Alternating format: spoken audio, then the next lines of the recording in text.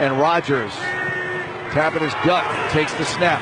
Rodgers, pocket collapsing. Rodgers is going to go down, and the ball is out. Who's got it?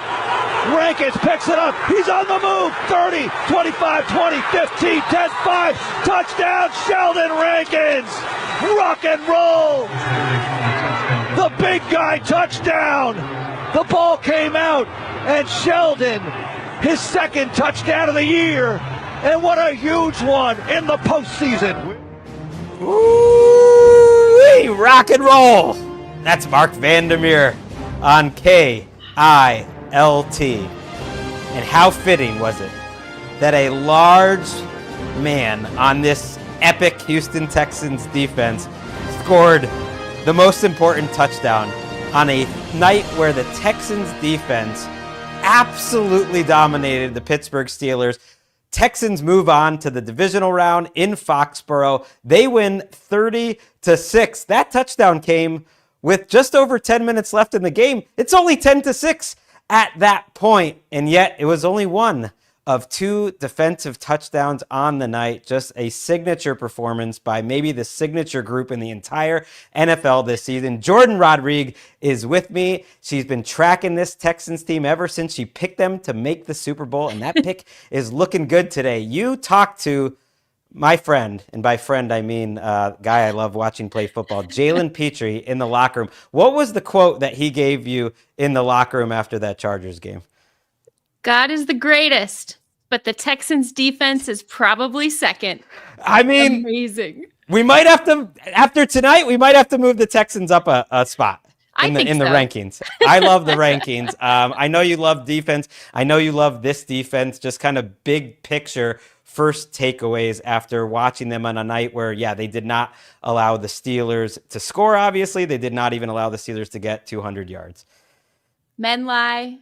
Women lie. Numbers lie. The Texans defense never lies. It never lets you down, Greg. It just keeps on rolling. It comes at you. It is magical. It is vicious. It is physical. It is one of the smartest defenses, yet the simplest looks that you could possibly get. And they are relentless. And they tormented Aaron Rodgers for nearly the entirety of this game outside of the Steelers' scripted opening drive. This was absolutely one of the most dominant performances you're going to see. But you could flip on the tape all season, and this is the Texans defense. This is the heart and soul and ethos of this defense led by D'Amico Ryans and Matt Burke. What a masterpiece for their first road playoff win in franchise history. Yeah, you know the craziest stat of this game I got for you, which is I think the Steelers had 5 first downs in their first 8 plays, which is outrageous to think about. They only got a handful the entire rest of the day. And after those first 2 drives, which were like 30, 45-yard drives, which stalled, it was only, they only had 3 points out of it. And I was thinking, that's trouble. And they basically didn't do anything the rest of the day. Big picture, like before we get into the nitty-gritty of everything that happens, I think what you said about how simple it is really cool. Troy Aikman talked about it a lot tonight. We know it to be true. I love that in this world of all the disguised looks and different formations and matching personnels and everything like that, the Texans are maybe the simplest defense in the league, and that lets them play with an aggression that made me fearful for Aaron Rodgers' life. It looked like elder abuse at one point tonight. I mean, it was crazy, Greg. We talk all the time about how fun it is to notice some of the chess match that goes on through the course of this game. At the beginning of this game, ESPN had the field mics turned up really loudly. And so the center, you can hear the center and the quarterback communicate. This was a real hit when Phil Rivers did this in his first game back for the Colts. And it was, you could hear Aaron Rodgers pointing out Azeez Al-Shaair and some of the communication. Azeez Al-Shaair told the sideline reporters that Lisa Salters specifically that that Aaron could hear what they were saying and was keying on some of their communications. And so they just moved to hand signals, and you could hear the mics flip off after they said that but it doesn't matter. That's the entire point. Aaron Rodgers knew what this Texans defense was going to do the entire game, even when they switched to hand signals. And it did not matter because their dudes are better than your dudes, and their dudes are better than your dudes at every single position on this defense. Yeah, and it's almost hard to pick out one. Like Danielle Hunter had Fautanu in all sorts of problems tonight, and Fautanu had a good season. Will Anderson on the other hat gets a couple sacks going up against like a backup tackle. That's an unfair matchup. But I think the players that stand out to me more for this team is our guy Petrie that you talk about. Petrie and Lassiter and the tone that they set early in this game. And I think what you said about like Rodgers can figure out what you're doing, and so they go to the hand signals in it. And so maybe this is the worst matchup possible for a Steelers team where like that's their one advantage is he can figure things out. But there's nothing to figure out. Jordan's laughing because we have a comment in the chat that says, I'm never as smug as when a team he dislikes loses in the playoffs. I apologize. I have loved the Texans all year. And to be fair, my son, for some reason, he doesn't really love me. So he chose the Texans as his favorite team. But I love him. And we had cupcakes tonight that said, go Texans. So they needed to come through or else it was going to be a bad night in the Rosenthal house tonight. So I am happy that they won. So the rankings did change, Greg. It goes, the Texans defense is the greatest. And then there's Gregg.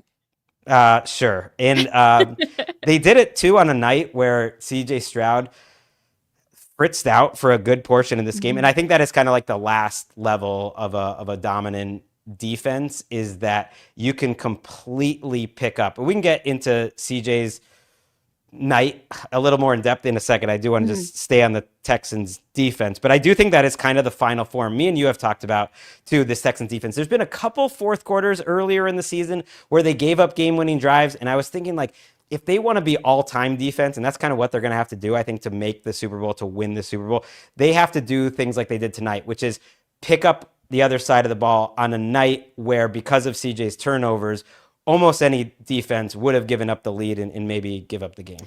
You know, I was thinking about, I tried to like reverse game theory this and think about like, what is the way that you could try to beat the Texans defense? If you're another team and or you're the Patriots, for example, and you're looking down the line, how do you possibly beat these guys? And really one of the few ways to do it, if one of maybe the only ways to do it, is those intermediate and deep crossers that we saw. Maybe two of them have success because the Texans don't often carry their corners with a single receiver. They pass things off really well. Well, if you pass things off in the middle of the field, you're going to need some safety help, and they're missing one of their best safeties to injury, and Jalen Reed left the game as well. He started this game, left the game to injury, and right after that, you saw DK Metcalf have success on one of those intermediate crossers.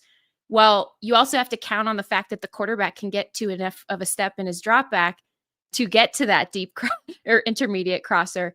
And at a certain point, they showed it's just not possible. So it's like there is very little margin of error, if any, against this team. And especially Jalen Petrie coming down, the corners coming down as well, and tackling this Pittsburgh team. They've been yak merchants all year. They've been yards after the catch merchants. That's where they've had success, running backs in the passing game as well. And they couldn't get anything after that first script. Like I said, the scripted drive that got them a couple of first downs, because of how well this Texans team tackles, because of repeated back-to-back tackles for loss, run and pass into the flats that they can just smother and snuff out. So you're behind the sticks before you even get your drive started. And that is exactly why they're so fearsome and why they were such a great foil to everything that this Pittsburgh offense likes to do, inclusive to Aaron getting the ball out fast, which he loves to do. The crazy thing is, like, he has played so much of this season to avoid taking big hits, letting go of the ball, throwing the ball near the line of scrimmage. I was wondering if he'd be a little more willing tonight to stand in there and take a hit. The very first, I believe, 3rd and long in the game, I thought, nope, he got rid of it very quickly to avoid a hit. And it really felt like once there was pressure and you moved him off the spot, that the play was essentially over. If you're watching us, we love that you're with us live on YouTube. Keep the comments coming. And if you're watching later on YouTube, you can see actually the sack that Rodgers took in the red zone late in the second quarter. At this point, the Steelers are trying to go in for a touchdown after another one of those CJ Stroud turnovers. And this sack to me was kind of typical of the night, because Anderson caves in the pocket and Mhm. Rodgers wants to step up, but there is nowhere to step up because Hunter is pushing the pocket on the right side. There's interior pressure and Rodgers doesn't even really get hit. He just sort of trips on the feet that are in front of him. And look, if you're a big time Aaron Rodgers fan, this, if it was his last game, I kind of think it won't be his last game, was a sad way to go out. Let's actually listen to the pick six in the fourth quarter that finished off the scoring. Short side left. Freiermuth will be the target here. On 4th and 5, Rodgers looks it over. Here's the snap. Rodgers in the pocket. Rodgers flinging it downfield and picked off at the 50. Bullock to his left, 40, 35-30. Bullock, 20. Bullock upended at the sideline, maintains his balance and runs for pay dirt. Bullock took a hit, kept going, and he scores. 2 defensive touchdowns in the game.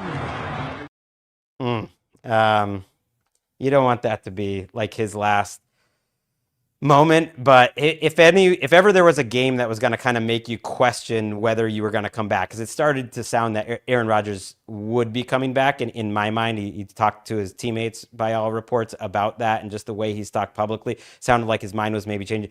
This would be that game because they really got after him and hit him hard. Yeah. By the way, you catch Jalen Petrie running all the way down to lead block for Right. Kalen Bullock. I believe the season started out with a Kalen Bullock pick six as well. So nice little bookend for the Texans here. Aaron Rodgers is one of the greatest we've ever seen play the position, that anyone's ever seen play the position. So something about it, players never like to leave on a sour note. Often it's unavoidable, such as injury. He's not injured. So I would not be surprised if he comes back.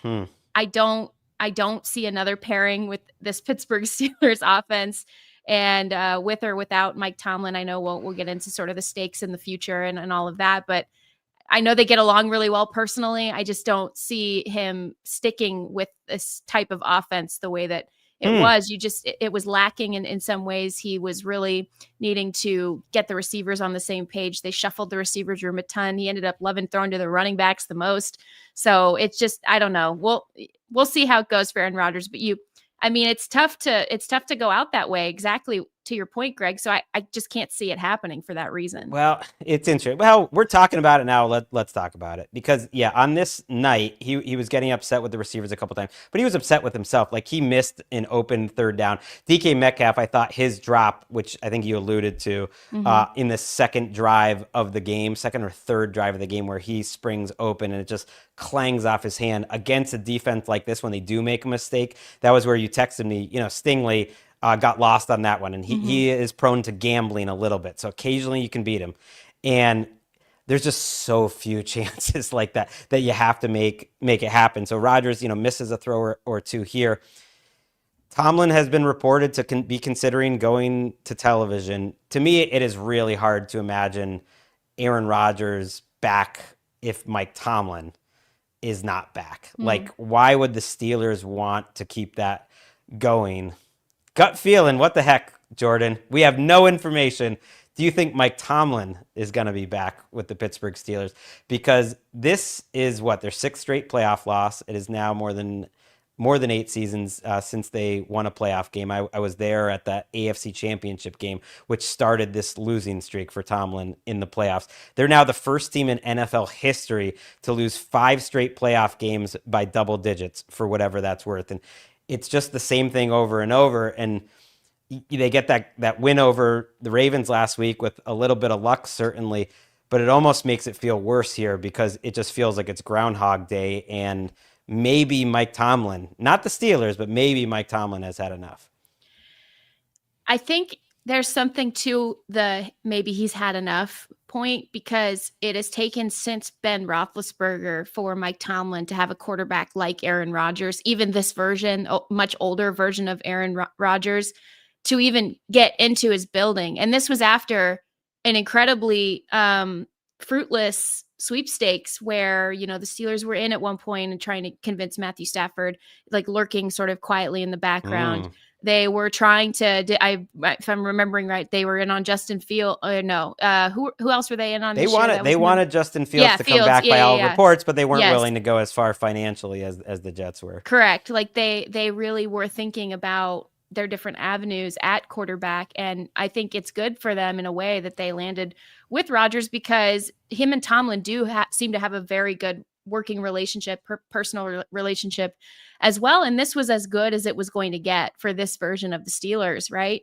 And so that's where I think maybe it is time for a break, reset, recalibrate, look at where the rest of the league is at right now. Now, I also believe that if he decided that he was going to step away, he'd have teams blowing up his phone immediately. Like this would now start to be a competitive situation between someone who wants to hire him and potentially a TV situation at one of these broadcasters. There's a vacant CBS spot now because Matt Ryan's no longer in the chair. So I feel like this, which is a wild I feel like thing every also. Network would literally just like create a room. I'm not going to say who they might kick off, but some of those guys have been out a while, or they'll just make a new spot. The money is just flowing. Have you seen the ratings lately? Give all the money to Mike Tomlin. I feel like if he wanted to, like, he would do that. And if he wanted to take a year off, kind of like Sean Payton, who quote unquote retired from the Saints, if you remember back in the day, and then a year later, he was back looking for a job. So that could be an option. I almost feel bad talking about such negative things on a beautiful night for the Texans moving to the Final Eight. And what a fascinating matchup it is against the Patriots. Drake May, having just faced, maybe his toughest defensive challenge of the season, and now has to go up a level. And the two best tackling teams, I would argue, in the NFL, the Patriots are not a great defense, but they do not give up any extra yards. They are really sound tacklers and just two physical teams. I'm really excited for it, but I want to give you the floor here, Jourdan. So you said, you lead the way tonight. You decide what we're going to do. Just anything that we haven't mentioned about the Texans defense so far that you want to get in there, whether it's a shout out to a player or something that they do schematically, before we get to the fact that this game was way closer than it needed to be, despite the Texans putting up 400 yards. Like, this thing was on a knife's edge till about 10 minutes left of this game. Yes, and you're so correct. I'm glad we're going to get to that part of it too, and especially the offense, which still has its issues. But this interior of this defensive line, as good as the exterior is, the interior often gets slept on, in my opinion. Tommy Togiai and Sheldon Rankins, obviously, both of those guys have a touchdown in back-to-back weeks, which God. I love that for them. Big man, thick six, happening. And this is a defensive front that plays in such an egoless way. They, D'Amico Ryans, I think there was some fun being poked at him because of his acronym SWARM and what is SWARM and what does that mean or whatever. Probably not on this show, but maybe, don't be passive aggressive. I like aggressive. Just say, you were having some fun with the SWARM. We were having it in a fun way. I just, I like. I actually could not remember if it was you that was poking fun at it. But so I guess I should have just assumed. But the greatest thing about this is how, as one, they rush in layers. They see each other's space that they create. They are very egoless about the numbers. They're very egoless about opportunity. You don't see a lot of freestyling out there. You see a lot of discipline.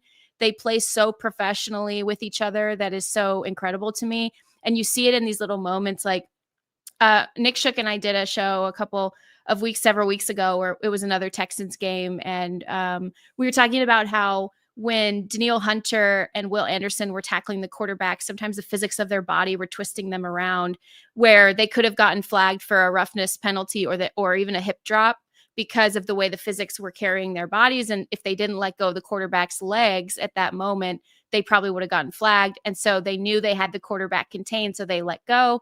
This is similar, trying not to step on Aaron Rodgers when all that mess is happening, is being tackled by his own offensive lineman, right? And he's being sacked by his own offensive lineman.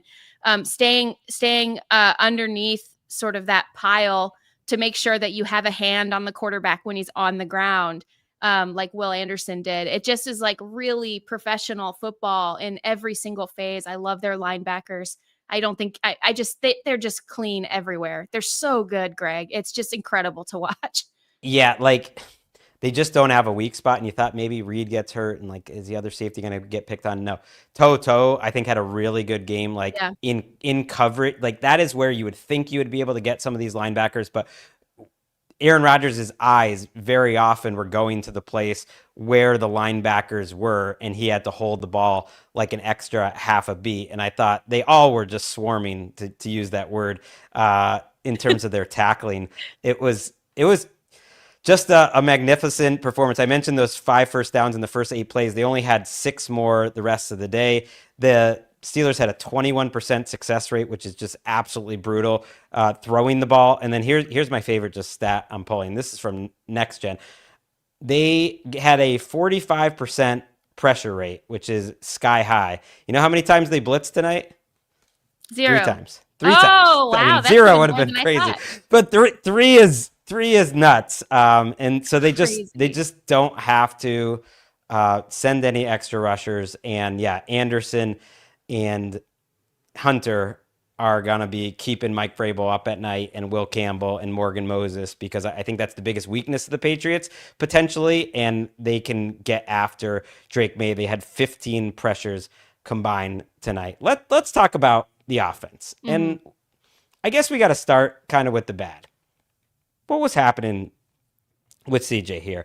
To give you just like a quick overview. Yeah. I need to double check this, but he ended up with 5 fumbles on the night, right? Because he, reminiscent to that, crazy Jalen Hurts, Herbert game in play that happened in the game I went to on Monday Night Football, where there's like, multiple turnovers on one play. Twice tonight, CJ Stroud had 2 fumbles on one play. So he had 4 total fumbles. On 2 combined plays, and in each one of those plays, he wasn't paying attention and fumbled the shotgun snap, and then eventually fumbled because he held the ball too long on that play and lost both of those fumbles, and then had another one later on, and then also had a red zone interception. It was really a crazy combination of him getting so in his head on a night when, if you just took those plays away, it was a great offensive performance by the Texans, and a good one by CJ Stroud if you took those plays away. Yes, big caveat there. That's a big if. I just mean the other 50 plays, which are a lot of plays. Totally. I thought it was one of the more balanced games that I've seen from this Texans offense, in huge part because the run game was great. Now, it's been a work in progress all season, and they've chipped away at it, and really want to give credit to Nick Caley, the offensive coordinator here, who has been through his fair share of battles here on the season, but didn't run away from it. Kept going even when the turnovers would happen, kept trying to find ways to balance and settle this offense down. Woody Marks goes over 100 yards and has a touchdown at the end of the game. And it's like, they just kept chipping at it. They were at or over nearly a 50% success rate between Woody Marks, who had the lion's share of carries, left the game at one point, came back in, and Nick Chubb as well, who had 3 consecutive really solid runs in the first half that started getting this run game going, settled the offensive line down. When they got into the third quarter, they really started moving the offensive line. They really started controlling the line of scrimmage more so, especially half over half. This third quarter was when they really started, settling and digging into that trench work. And I thought it was great because you had a combination of Nick Chubb with a lot of that middle zone or gap running. And then you would get Woody Marks, who can also do that, but then would hit you with like some explosive speed around the edge too. And the Steelers were just not quite sure whether they were going to be stretched physically or stretched wide. And that was just really like special to me, because that's a kind of balance within the run game that you also need to have in order to really challenge these defenses in the postseason. And this was the best game that Nick Caley has called, because there was chaos. Greg, you mentioned it. CJ Stroud, dude, take the sack, take the 4-yard scramble. Don't try to force the play. He just was so in his head, Greg, through this game. And there was clear issues with the center, Jake Andrews too, and issues in the shotgun. But they just kept steady, and they got a monster performance out of their defense. And that's like, I hope that's not the formula, because we know CJ Stroud can play better than this. And maybe I remembered it incorrectly, that he had was credited for 2 fumbles on 2 separate plays, because he also, of course, had the fumble on what I thought was Caley's. I mean, it's hard to say it's his worst call of the night, but they didn't execute it perfectly. The flea flicker. What is happening with these flea flickers? Well, here's what happens. They're playing on bad grass. This is the worst field maybe in the league. Green Bay's certainly up there. And Woody Marks just like slightly slipped, I think, on the flea flicker, very similar to that Carolina game in Week 18. And he still got the ball back to CJ Stroud, but the timing was just messed up just a little bit. And then CJ Stroud gets his arm hit. Now, it appeared there was a wide open receiver down the field. So if they had had time to do it, he would have gotten it deep. But instead, Jack Sawyer comes up with the first of a few really big plays in this game. But I'm glad you brought up, the running game and how great it was. And look, they ended up putting up 164 yards on the ground. And the crazy thing is tonight, they didn't have a ton of drives. There was only 9 drives in this game. If it wasn't for the turnovers, they actually played pretty good complementary football, and they do deserve some credit, I think, because you see the final score and you're like, this is a joke. In the fourth quarter, they go on a pretty long field goal drive to actually, get it up to 10-6 at the very least. And then they do capitalize with a touchdown drive after the Texans, get their fun and get the turnover on Rodgers, and it was just a waterfall. So, there's no rule that says they were going to have to go and score a touchdown there in the fourth quarter to completely put the game away on offense, and they did it. And so they deserve credit for that, and they also deserve credit for that second quarter drive, which was 14 plays, 92 yards. They start with the ball on the 8-yard line, and they go mostly running, but some nice throws by CJ Stroud. Let's actually listen to how that drive was capped off, the first touchdown of the game. And 3 at the 6. Stroud takes the snap, takes the toss behind him, throws right side. Christian Kirk to the end zone. Touchdown, Houston! 6-yard touchdown pass from CJ Stroud to Christian Kirk, and the Texans go in front. Stroud did have some nice throws. Like his first down of the game was a dime down the field to Christian Kirk. There also was a 46-yard reception late in the third quarter to Christian Kirk, which came on 3rd and 15. This is with about 40 seconds left in the fourth quarter, right after CJ Stroud had his 5th fumble on a ball that he was very lucky to get back. He wasn't looking before the ball was snapped, and it's 3rd and 15. And you're thinking they really might blow this game. It's 7-6, and he gets protected really well. And I think the offensive line actually had a sneaky good game in front of CJ Stroud, even pass protecting. And he hits a dime down the field to Christian Kirk. So there were moments. So I do want to pat him on the back, but there's something weird about Stroud. When he gets in his head, he kind of stays there sometimes. He's kind of like he wears his heart on his sleeve as a quarterback, where you can tell exactly when he's overthinking things. And I think it's a product of being young. I think it's a product of all the hits he took last year and all the chaos at offensive line. I think some of it's a product of changing systems and still trying to figure out what his rhythm is. Nico Collins was in and out of the game. Hope he's okay. He left on a cart to the locker room in the concussion protocol. So trying to figure out, different guys, different timing and those types of things. Christian Kirk really stepped up for CJ Stroud, gave him wide open targets. There were a couple of times where I worried about some of the other receivers because CJ was throwing them into some danger too, this is not, the thing is we know what his potential is and we know what his ability is. And you saw it in a lot of the pass plays and a lot of the decision-making this game. I love that Christian Kirk touchdown because it was a fake toss to one direction and then he throws the touchdown to the other direction, calm and steady as can be. A lot of misdirection, cadence, timing has to happen on that type of play, selling the fake, flowing in one direction, hitting the other side. Like you see it, right? It's there. And then, he throws a high sort of hospital-y ball to Jourdan Higgins and Jourdan Higgins somehow hangs on and he overthrows a couple too. And it just is one of those things where they're going to need more consistency out of CJ Stroud. They don't need him to be a superhero anymore at this point or ever, because he has this defense that's going to be the hero of this team. And he's got a great even keel special teams unit, just needs some consistency. And that's why I love that the run game was there. If this run game wasn't there, Greg, they don't recover like this. Yeah, I totally agree. And I was watching this game with my family, and Emeka, my wife, is just like, what?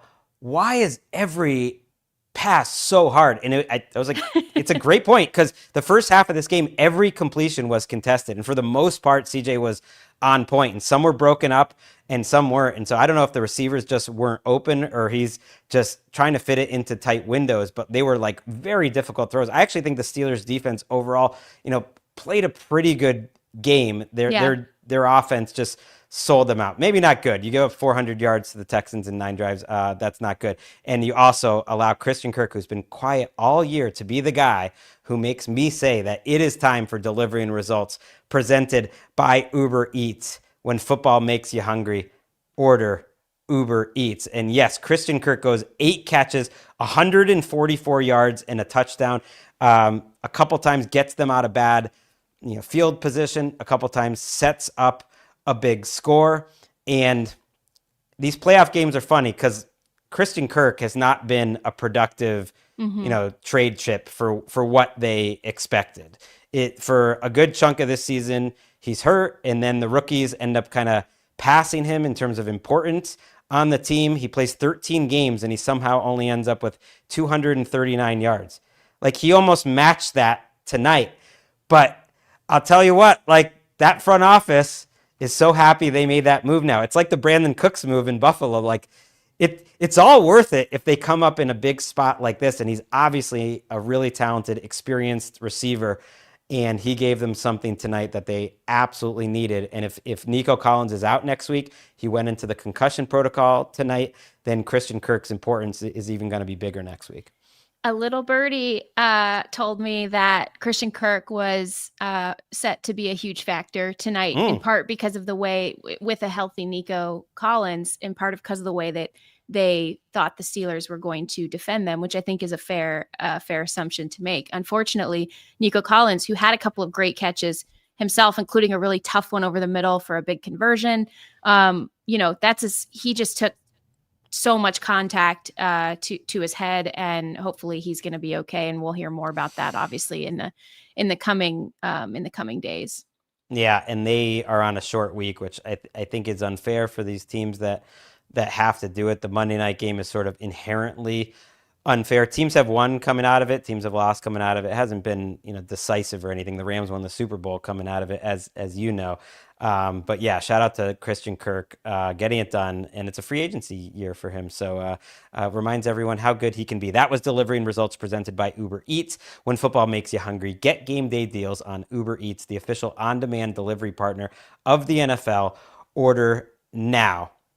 I am frustrated by the Nico concussion because I just thought it seemed kind of obvious on TV when he took a hit on that I think it was the first target he had of the game, that he was shaken up, and he just goes over to the sideline, and I didn't see them examine him for a potential concussion, but he got up very slowly after that first play. And I do feel like it's becoming a little bit of a trend lately that they are not taking care of the players as much as they were, let's say, 5 to 10 years ago. There's just not as much attention on it.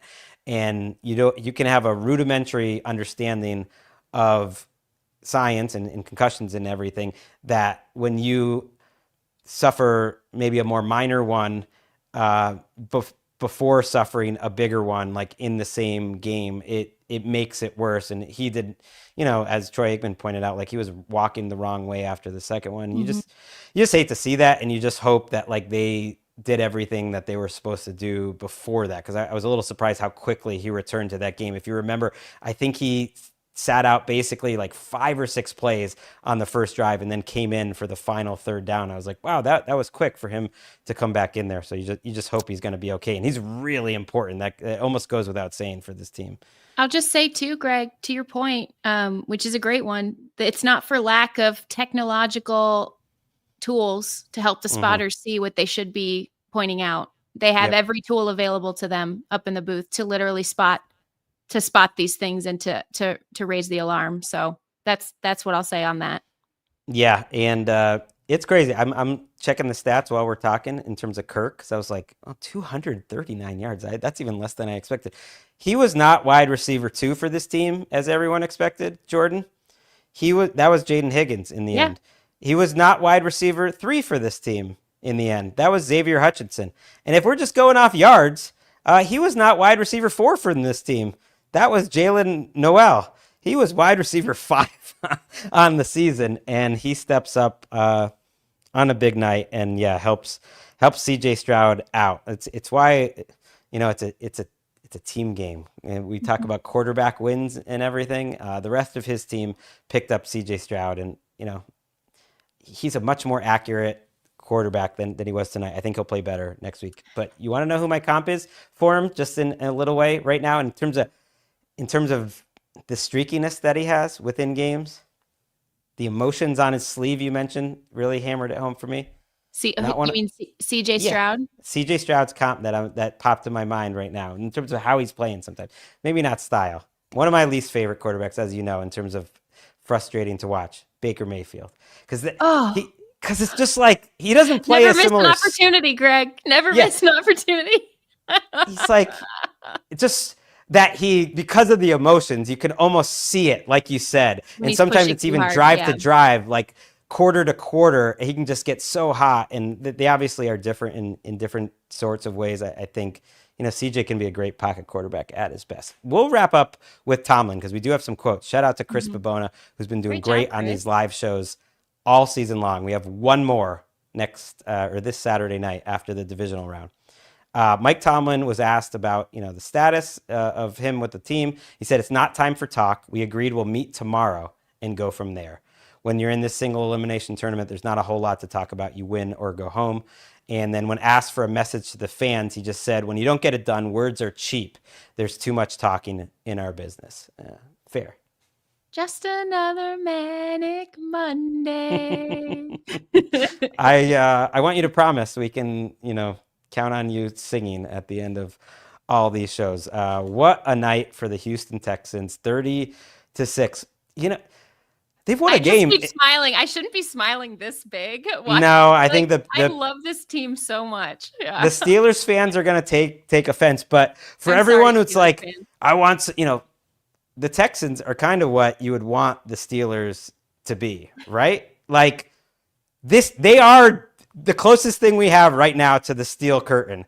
If you want some 1970s, maybe even 1980s ass-looking football, like this is it right here. It's crazy. I love it.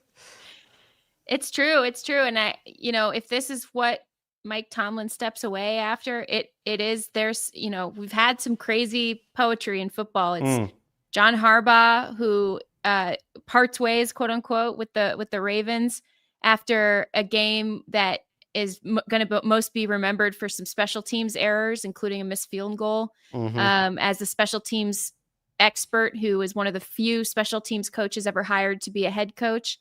And then Mike Tomlin, the defensive mastermind, getting beat in his own house by one of the best defenses we've seen in modern football. That's playing like a total throwback, run and hit somebody defense. It is. There's poetry in there, I think. And it's true. The Steelers are, if not the most expensive defense in the league, they're like second or third. And when this losing streak in the playoffs started, a lot of the criticism with Tomlin, and this happens in the regular season too, from his fans are like, well, they're just so static. And they're just the same defense year after year.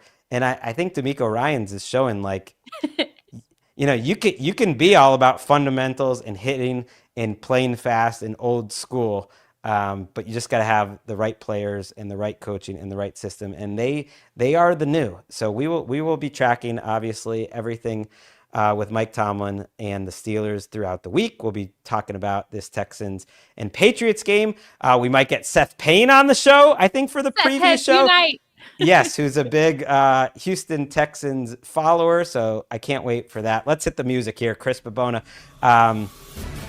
I told Walker, my son, earlier today, not many teams make the playoffs every year. Like, how many teams have made the playoffs 3 straight years like the Texans? You can't take this for granted. How many teams have won a playoff game now 3 straight years. You can't take them for granted. We find out next week. Drake May versus CJ Stroud. Can the Texans win too?